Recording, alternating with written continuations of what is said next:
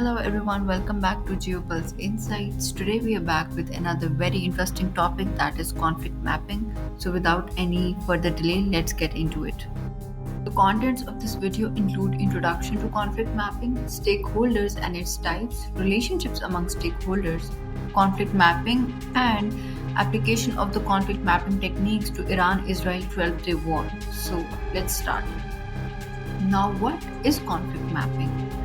Conflict mapping is a systematic tool used to visually and analytically represent the parties, issues, relationships, and dynamics within a conflict, helping to understand interests, power balances, and possible entry points for resolution. The purpose of conflict mapping is to identify who is involved, directly or indirectly, to uncover motivations, interests, and positions, to visualize relationships of cooperation, rivalry, independence, and to locate spaces for negotiation, peace building, or strategic intervention. Every conflict is shaped by the roles and positions of its stakeholders. In mapping, stakeholders are usually divided into categories based on their proximity to the conflict and the degree of influence they hold. Hence, there are three types of stakeholders: primary stakeholders, secondary stakeholders, and interested stakeholders. First, we have the primary stakeholders as denoted by a square in the video. These are directly engaged in the conflict, like governments, rebel groups, militaries, and communities under fire.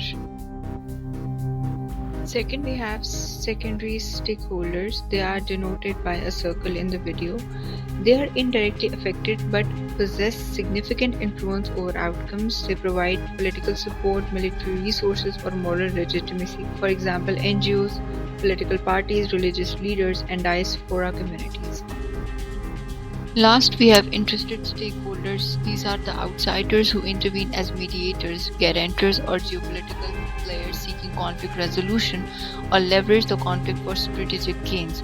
For example, UN, regional organizations, great powers like US, Russia, or China.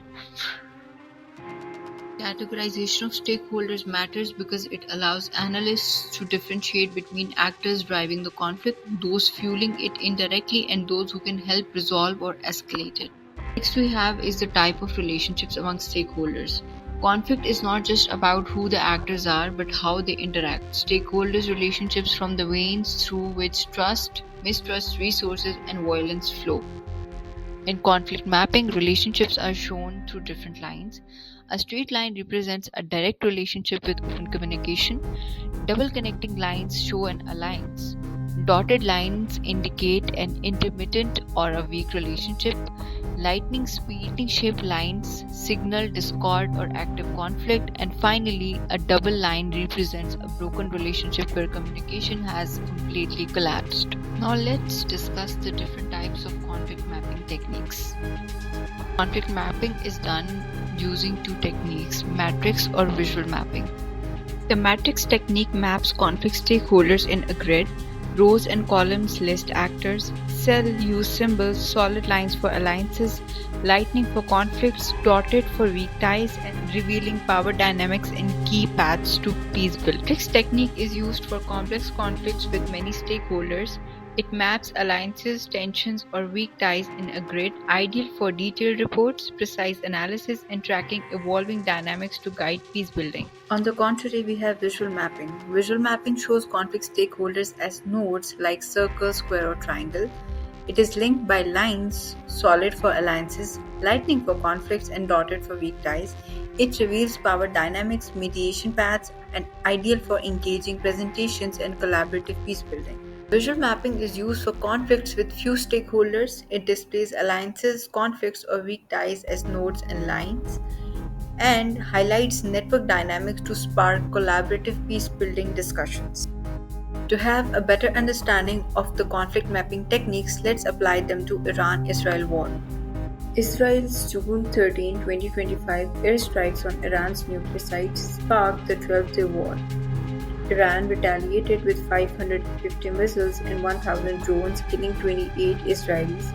US strikes joined, brokering a fragile 24 June ceasefire.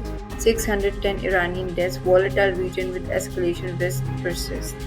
The matrix maps Iran Israel war stakeholders Israel, Iran, US, Hezbollah, Russia, China, EU, Pakistan in a grid. Lightning marks conflict like Iran Israel. Double line shows alliances like US Israel, and a wall highlights Iran Russia's broken ties. It reveals polarized blocs and weak ties to China, offering insights into tensions, power dynamics, and peace building opportunities amid escalation risks. The visual map shows Iran Israel war stakeholders as nodes, large squares for the powerhouses like US and Iran, circle for secondary like Hezbollah, and triangle for interested like China.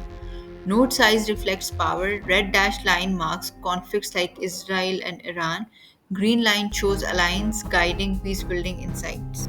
Having understood the matrix and visual mapping technique, we will now be able to contextualize the environment in Middle East in the aftermath of 12th day Iran-Israel war.